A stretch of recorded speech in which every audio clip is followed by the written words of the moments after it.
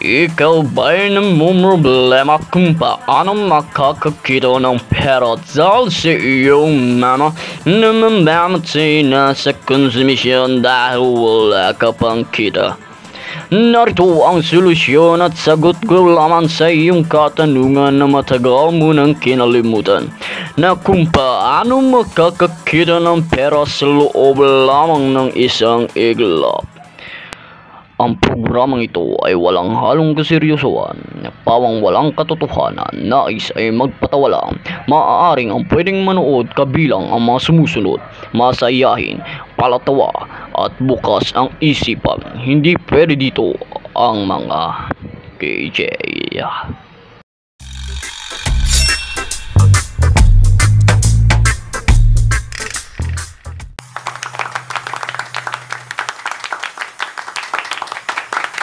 Yo, what's up sa inyo mga katops? Ikaw ba'y namumroblema dahil wala kang kapera-pera? O yung mga tipo na bagay na gusto mong bilhin hindi mo mabili dahil wala kang ang pera? Halika't makinig sa aking istorya. Wala kang kwenta, lolo ko! At halika na, makinig sa akin at ikay aking tuturuan kung paano ka makakakita ng pera sa loob lamang ng isang iglap. Inchendes? Okay. Mayroon 3 bagay na kailangan mong gawin. First, kailangan buksan mo ang iyong isipan, or kailangan mong maging open-minded sa lahat ng bagay. Dito sa akin, kailangan open-minded ka lang, and then kailangan mong maglabas ng pera. Okay, question. Magkano nga ba ang kailangan mong ilabas na pera? It's up to you kung magkano ang gusto mong ilabas na pera. Upang makakita ka ng pera, kailangan mong maglabas din ng pera. Gets mo? Wala kang kwenta, lolo ko! Okay. Yun yung pangalawang step. Kailangan mong maglabas ng pera para makakita ka ng pera. Gets?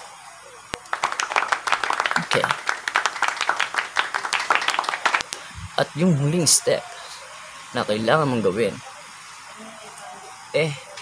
buksan mo yung mga pikit mong mga mata, imulat mo yung mga mata para makita mo ang hinaharap o yung resulta ng iyong paghihirap.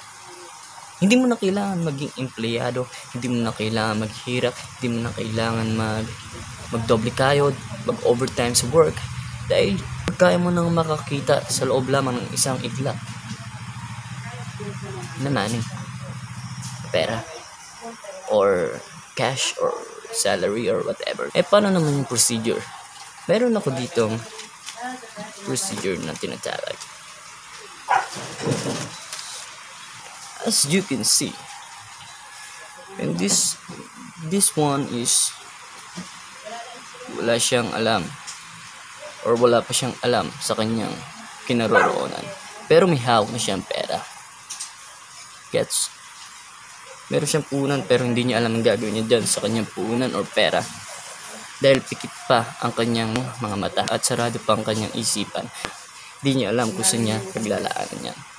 And this is the second step.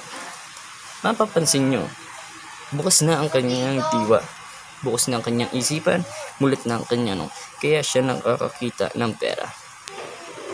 At ang maganda dito is sa isang iglap lang, kaya niya nang makakita ng pera. Did you get my point? Example, me, I have a puhunan, I have a money. At sabi ko nga, it's up to you kung magkano ang gusto mong ilabas na pera. Dahil meron ako dito 500 faces. I just want to close my eyes. Alright. Ititiklop ko ang aking mga mata. dahil hindi ko nakikita yung pera na hawak ko.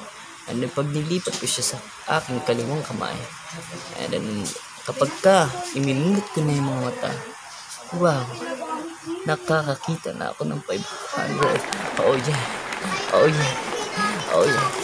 500 ang nakita ko sa loob lamang ng isang iglap.